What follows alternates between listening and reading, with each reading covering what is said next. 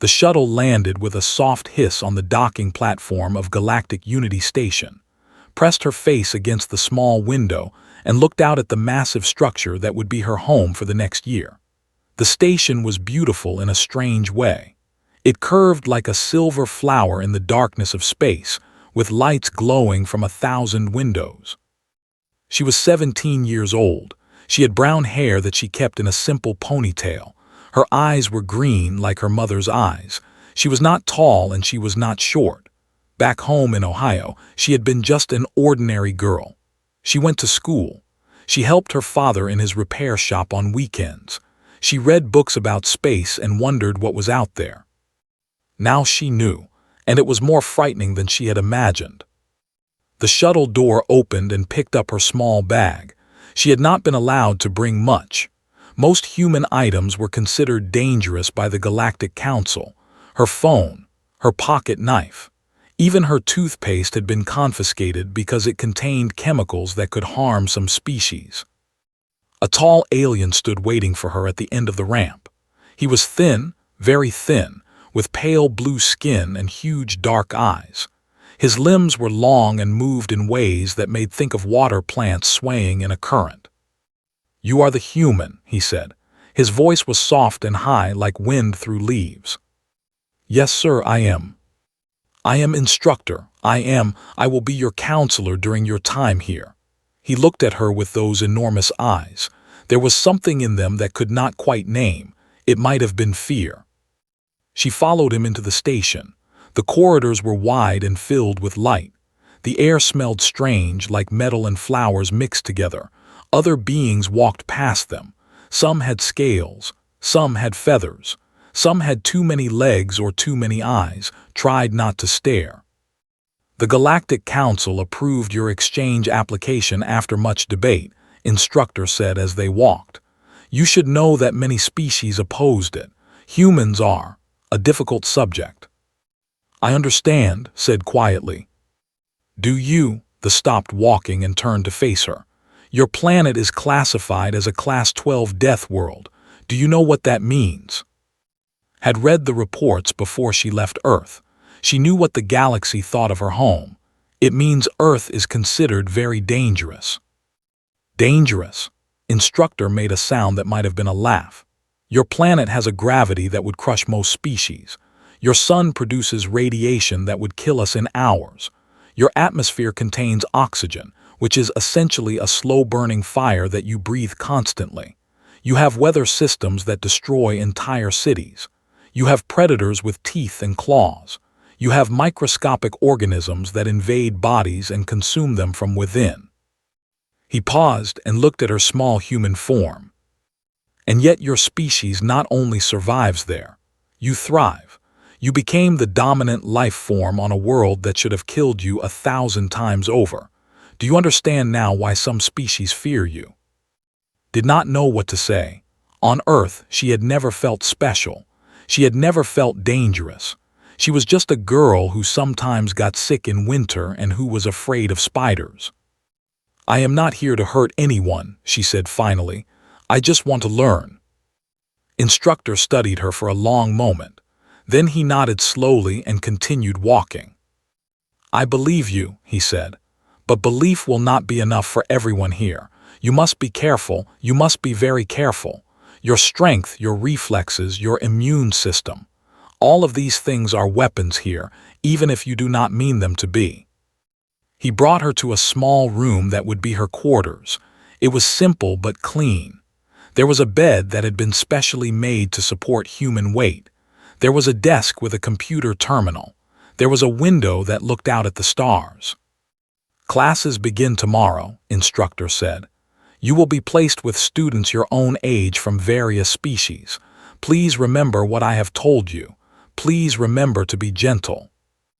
After he left, sat on her bed and looked at her hands. They were small hands, ordinary hands. She had used them to write essays and pet her dog and help her father fix engines.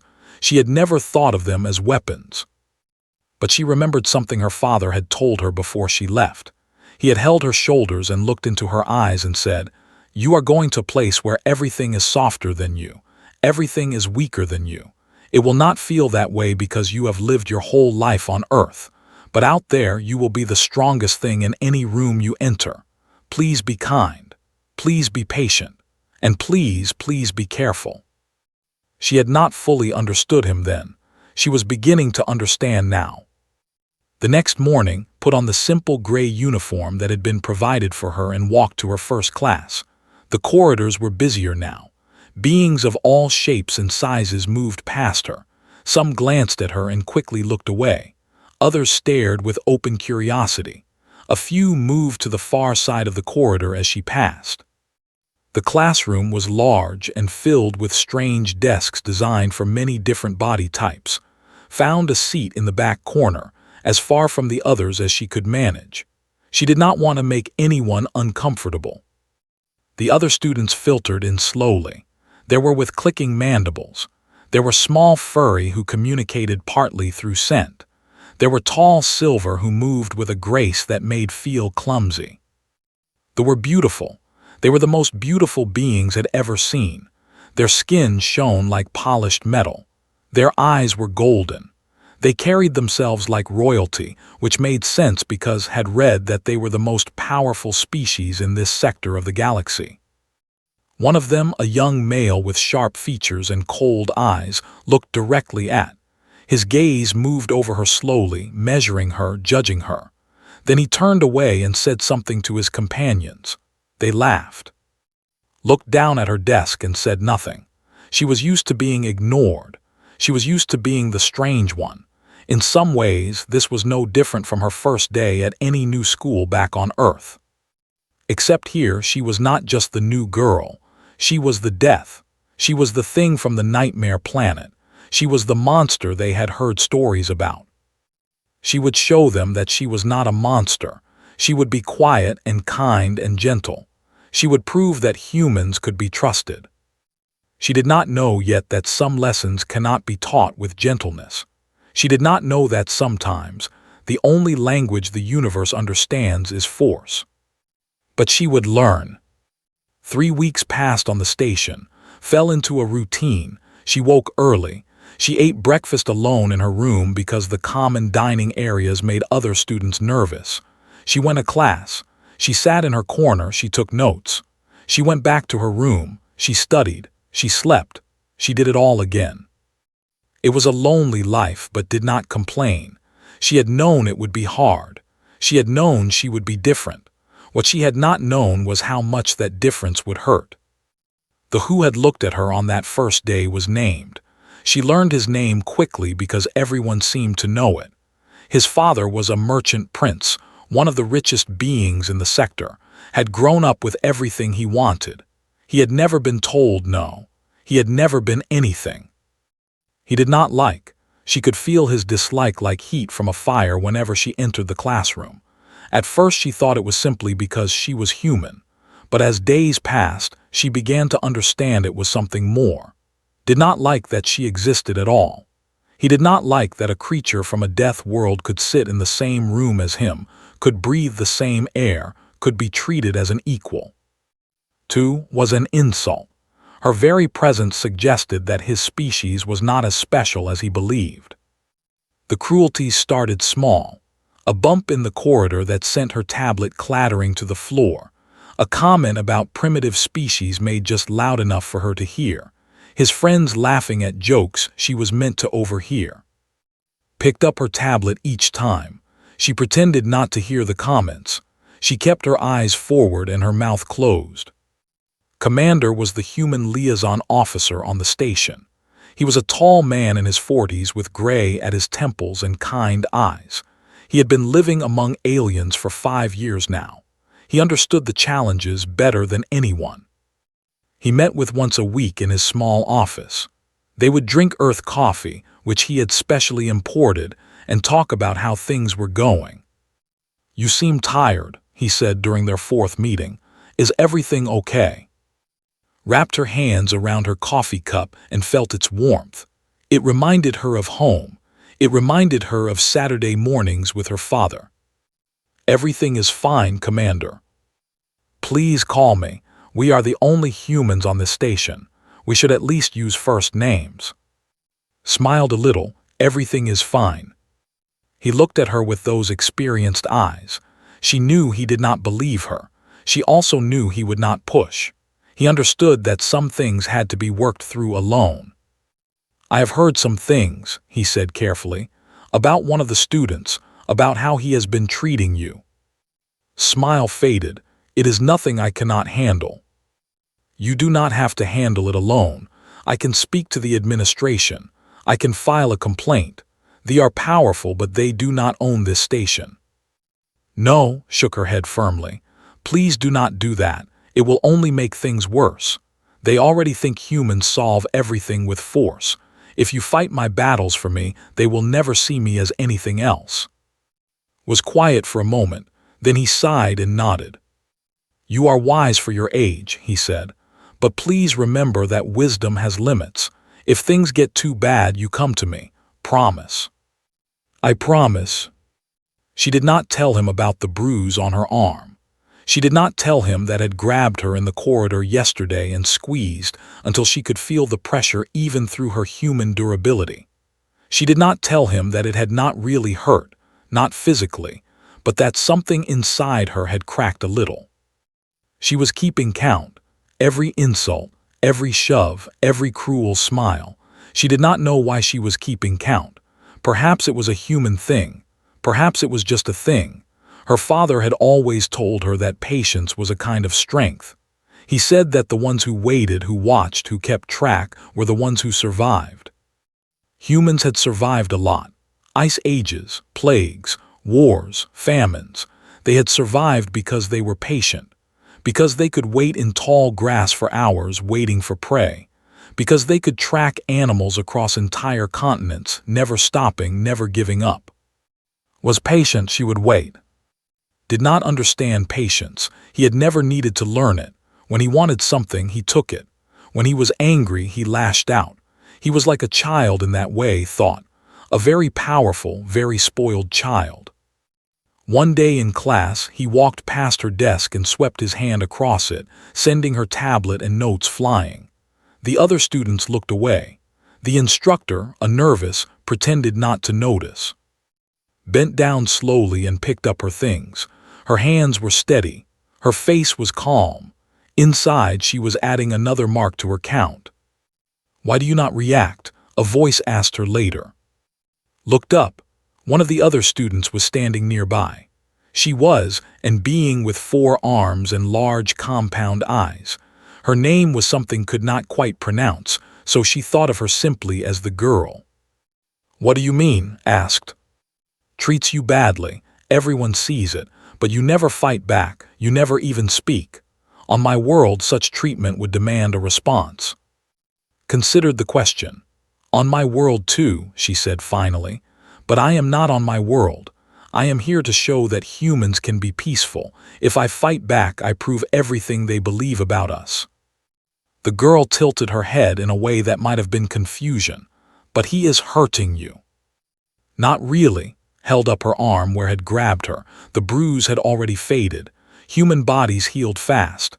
This is nothing to me. On Earth, children get worse injuries playing games. The girl made a clicking sound. You are strange, human. You are very strange. I know. That night stood at her window and looked out at the stars. Somewhere out there, impossibly far away, was a small yellow sun. Around that sun was a blue and green planet covered in water and mountains and cities and storms. On that planet was a small town in Ohio where her father was probably sitting in his repair shop, thinking about her. She missed him, she missed Earth, she missed being ordinary. But she had chosen this path. She had begged for the chance to come here, to be the first human exchange student, to show the galaxy that her people were more than death. She would not give up now. She would not let break her. She would be patient, she would be kind, she would be gentle. But somewhere deep inside her, in a place she did not like to look at, something was keeping count. Something was waiting. Something very old and very human was watching through her eyes, measuring the threat, calculating the distance, preparing for the moment when patience would no longer be enough. Did not know it yet, but that moment was coming soon. The day that changed everything began like all the others. Woke up. She ate breakfast alone. She walked to class through corridors where beings moved aside to let her pass. She entered the classroom and took her seat in the back corner. But something felt different today. There was a tension in the air. The other students kept glancing toward the door. Even the instructor seemed nervous, shuffling papers and avoiding eye contact. Did not understand until walked in. He looked different. There was a brightness in his golden eyes that she had not seen before. It was the look of someone who had made a decision. Someone who had been building towards something and was finally ready to act. His friends followed behind him. There were 4 of them, all tall and silver and beautiful. They moved like a hunting pack, spreading out slightly as they entered the room. Felt her heart begin to beat faster. This was not going to be like the other days. She could feel it in her bones, in that deep animal part of her brain that her ancestors had developed on the African plains millions of years ago. That part of her was suddenly very awake and very alert. Did not go to his usual seat. Instead, he walked directly toward. The classroom fell silent. Even the beings who usually pretended not to notice seemed frozen in place. Kept her eyes on her tablet. Her hands did not shake. Her breathing stayed even. These were all choices she was making consciously. Her body wanted to react. Her muscles wanted to tense. Her heart wanted to race. But she controlled these things because she had learned to control them. Humans were good at control. They had to be. Without control, they were dangerous. Stopped in front of her desk. His shadow fell across her notes. "Stand up," he said. His voice was different too, louder, more confident. He had an audience today and he intended to perform. Did not move. She kept reading her notes as if she had not heard him. "I said stand up." His voice grew harder. "When a speaks to you, you show respect. That is how civilized beings behave. But you are not civilized, are you? You are just an animal from a death world pretending to be something more." The words hurt. They were meant to hurt. Felt them land like blows. But she had taken real blows in her life. She had fallen off bikes and out of trees. She had been hit by balls during sports. She had once walked 3 miles home on a sprained ankle because she did not want to worry her father. Words were nothing compared to those things. "I am trying to study," she said quietly. "Please leave me alone." A gasp went through the room. No one spoke to that way. No one refused him. His father owned shipping lanes across half the sector.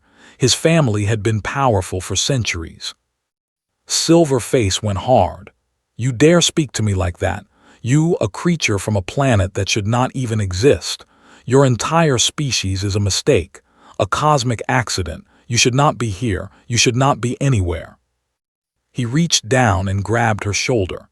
His fingers dug into her flesh, trying to cause pain. For it was a show of dominance. For any other species in the room, it would have been genuinely painful. For it was like being grabbed by a child. She felt the pressure. She understood what he was trying to do, but her muscles were dense. Her bones were thick. Her body had evolved on a planet with real gravity, real predators, real threats. Was not a real threat. He was a bully who had never faced anything stronger than his own ego. "Let go of me," said. Her voice was still quiet, still calm. "Or what?" Laughed. "What will you do? Attack me? Prove that humans are the violent animals everyone says you are." He squeezed harder. "I think you will do nothing. I think you will sit there and take it because you know that if you touch me, they will send you back to your death world in disgrace." He was right. Knew he was right. Everything she had worked for, everything she had endured, would be destroyed if she reacted with violence. The Council would use it as proof that humans could not be trusted. They would close the exchange program. They might even impose restrictions on Earth itself. But there was another voice in her head now. An older voice. A voice that had watched mammoths die in the snow. A voice that had survived ice and fire and plague and war. a voice that had hunted predators to extinction and built cities from nothing and split atoms just to see what would happen. That voice said, "He is hurting you, he will keep hurting you, and no one is going to stop him." Looked up at.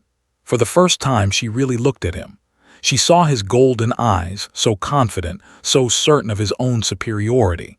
She saw his silver skin, so beautiful and so thin. She saw his long, elegant body, built for a gentle world where gravity was light and danger was rare. She saw how easy it would be to break him. Something shifted in her expression. It was small, just a flicker, but saw it. His confidence wavered for just a moment. He had been watching a quiet girl. Now he was watching something else. Something that looked at him the way a wolf looks at a rabbit. "This is your last chance," said. Her voice had not changed. It was still quiet, still calm, but there was something underneath it now. Something very old and very patient and very, very dangerous. "Let go of me and walk away. I am asking nicely." Should have listened. Every survival instinct in his body was telling him to listen. But he had never learned to trust those instincts. He had never needed them. "I do not take orders from death," he said. He raised his other hand to strike her. That was his mistake. Did not think about what happened next. There was no time for thinking. Her body simply moved, following patterns that were older than memory, older than language, older than civilization itself. His hand was still on her shoulder. His other hand was coming toward her face. She saw it clearly, moving so slowly that she could count his fingers. To him, it must have seemed like a fast strike. To her, it was like watching a leaf fall from a tree. Her own hand came up. It wrapped around his wrist, the one that was gripping her shoulder. She did not grab hard. She did not need to. She just held him firmly, like holding a bird that might fly away. His eyes went wide. He tried to pull back. He could not move. It was strange, thought in that frozen moment. She had always known she was stronger than other species here. She had read the reports. She had been warned. But knowing something and feeling it are different things. Now, holding his wrist and feeling him struggle uselessly against her grip, she truly understood. He was not just weaker than her. He was nothing to her. She could break his bones without trying. She could crush his wrist like paper. The strength that her body used just to exist on Earth, just to walk and breathe and stand up against gravity, was enough to destroy him completely. "I asked you to let go," she said. Silver face had gone pale. All his confidence had vanished. He looked like what he truly was, a frightened creature facing a predator for the first time in his life. "Let me go," he whispered. "You are hurting me." She was not hurting him. She was barely touching him. But she understood that even this light grip must feel like being caught in a machine. His bones were not built for this. His muscles were not built for this. Nothing about him was built to face something like her. "I tried to be nice," said. She did not raise her voice. She did not need to. The room was so quiet that everyone could hear her breathing. "I tried to be patient. I sat here for weeks while you hurt me. I said nothing while you insulted my species. I let you push me and grab me and treat me like I was nothing." She stood up from her chair. The movement was slow, controlled. She kept her grip on his wrist and rose to her full height. She was shorter than him. She weighed less than him. But somehow in that moment she seemed larger. "I did all of that because I wanted to prove that humans are not monsters. I wanted to show that we can be gentle, that we can be trusted." Whimpered, his friends stood frozen behind him. They wanted to help. She could see it in their faces, but they were too afraid to move. "But you did not want gentle," continued. "You wanted to see what a death could do, so let me show you." What happened next took less than a second. Planted her feet the way her father had taught her in their garage back home. He had shown her basic self-defense moves when she was 12, after some boys at school had started bothering her. "Hips first," he had said. "Power comes from the hips." She pivoted, she pulled, she threw. Left the ground. He did not jump. He did not fall. He flew. His body sailed across the classroom in a high arc, tumbling through the air like a doll thrown by an angry child. He hit the far wall with a sound that would remember for the rest of her life. It was a wet, heavy sound, the sound of something breaking. He crumpled to the floor and did not move. The distance was about 12 meters, had not thrown him as hard as she could. She had held back significantly. If she had used her full strength, he might have gone through the wall. The classroom was completely silent. No one moved. No one spoke. The other students stared at her with expressions she could not read. Fear, certainly, but something else too, something that might have been awe. Looked at her hands. They were shaking slightly, not from effort but from something else. The adrenaline was still flowing through her body, screaming at her to run or fight or do something. But there was nothing left to fight. It was over. She walked back to her desk. She sat down. She picked up her tablet.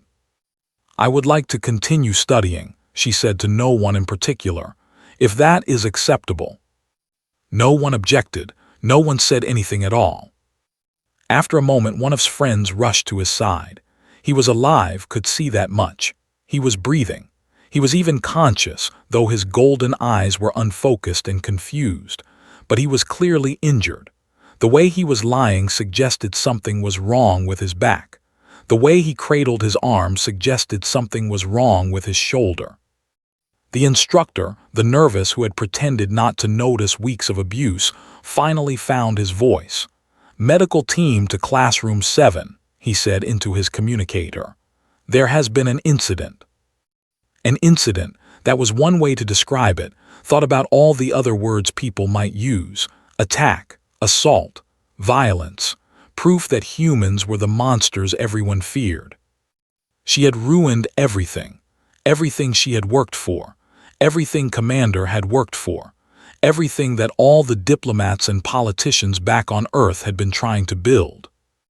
But as she sat there, waiting for security to arrive, waiting for her life to fall apart, she felt something she had not expected to feel. She felt relief. For weeks she had been afraid, not of the station, but of herself. She had been afraid of what might happen if she ever stopped holding back. She had been afraid of the violence that lived inside her, the inheritance of 1,000,000 years of survival on a world that wanted to kill her. Now she knew. She had used that violence. She had let the predator out just for a moment, and she had not killed anyone. She had not lost control. She had done exactly what was necessary and no more. Maybe she was not a monster after all. Maybe she was just a girl from a hard world, doing what she had to do. The medical team arrived. Security arrived. Commander arrived, his face tight with worry. Everyone was talking at once, asking questions, demanding answers. Just sat in her corner and waited. She had nothing more to say. Her hands had said everything that needed to be said. Sat alone in a small gray room and waited for her fate. The room had no windows. The walls were bare. There was only a table and 2 chairs. It was the kind of room where bad news was delivered. She had been here for hours. No one had come to see her except for a medical officer who scanned her briefly and pronounced her uninjured. She had not expected to be injured.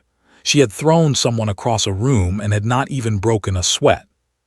The door finally opened. Commander walked in. His face was tired. He looked like he had aged 10 years in a single day. He said, sitting down across from her. "I know," she said.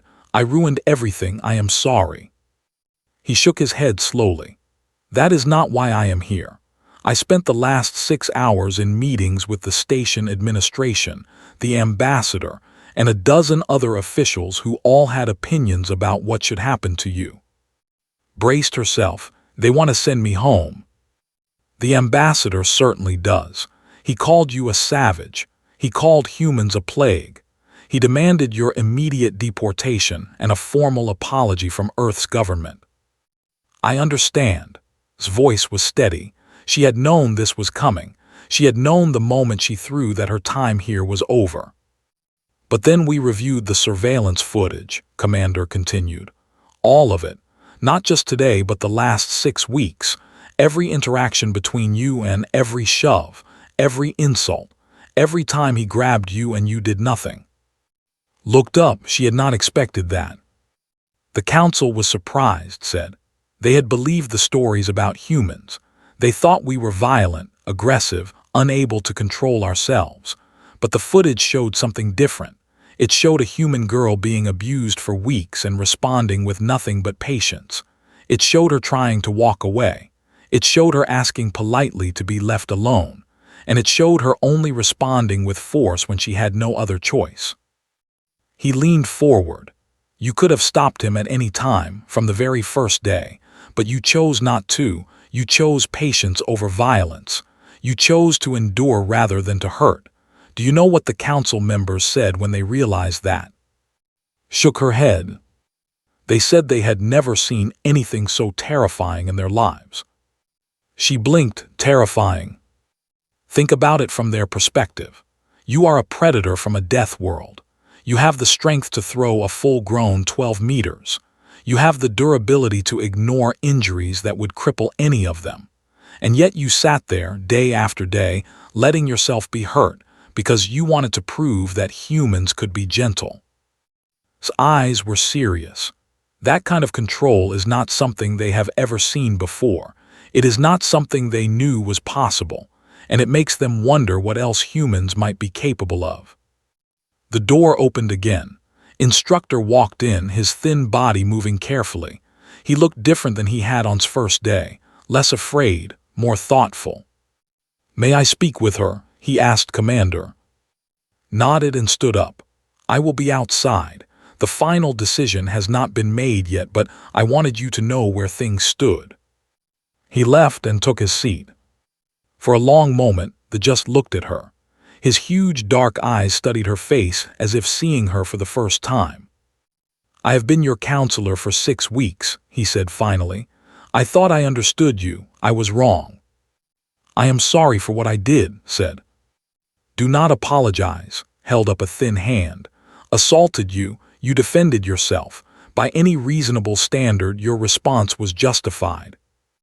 "But I hurt him badly."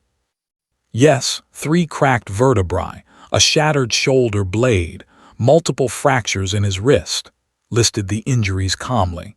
"The medical team says he will recover fully, but it will take months.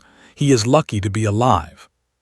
Felt sick. She had not meant to hurt him that badly. She had tried to hold back. "I calculated the force required for your throw," continued. "Based on his mass and the distance traveled, you used approximately 15% of your maximum strength."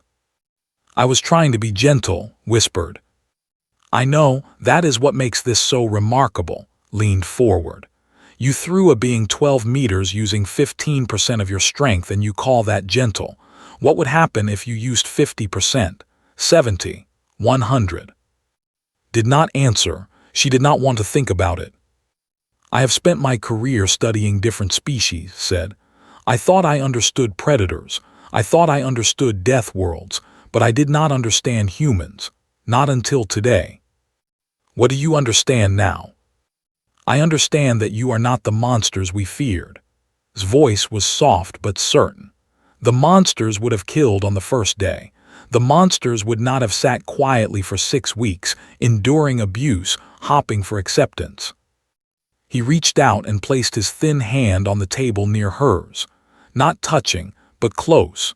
A gesture of connection that would have been impossible a day ago. "You are something much more complicated than monsters," he said. "You are beings who could destroy us without effort but choose not to. Every single day you make that choice.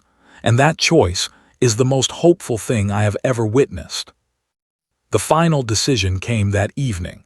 Would not be expelled. The exchange program would continue. His family had quietly withdrawn their complaint after seeing the full surveillance footage. Apparently, watching their son assault a peaceful student for weeks was not a good look for a merchant prince. Returned to class the next week. She sat in her usual seat in the back corner, but things were different now. The other students no longer avoided her eyes. Some of them even nodded to her as she passed. The girl approached her on the second day. "I was wrong before," she said. "When I asked why you did not react, I thought you were weak. I did not understand." "Understand what?" asked. "That it takes more strength to stay your hand than to strike. My people have a word for beings like you, beings who could kill but choose mercy instead." She made a clicking sound that translator could not process. It does not translate well. The closest meaning would be something like, honored predator. Thought about that, honored predator. It was not a title she had ever expected to hold. Returned to class eventually, months later. He walked differently now, carefully, like someone who had learned that the universe contained things that could hurt him. When he saw, he did not look at her with hatred or anger. He just looked away and walked to the other side of the room. Let him go, she had made her point. She had no desire to make it again. On the day she finally returned to Earth, a year later, instructor came to see her off. "Thank you," he said, "for showing us what humans really are." Smiled, "What are we exactly?" Patient, said, "kind, gentle, and absolutely terrifying." His huge eyes sparkled with something that might have been humor. "Please tell your people to keep making that choice, every single day." "We will," promised. "It is what we do." She boarded the shuttle and took her seat by the window. As the station grew small behind her, she looked at her hands. Small hands, ordinary hands. Hands that could throw a grown being across a room but had learned to be gentle instead. Her father was waiting for her on Earth. He would hug her and ask about her adventures and probably cry a little, though he would pretend he was not crying. She could not wait to see him. She could not wait to be ordinary again. But she knew now that she would never be truly ordinary. She was a child of a death world. She carried its strength in her bones and its violence in her blood. The choice to be gentle was one she would have to make every single day for the rest of her life. She was okay with that. Humans were good at patience. They were good at waiting. They were good at choosing mercy when destruction would be easier. It was, after all, how they had survived.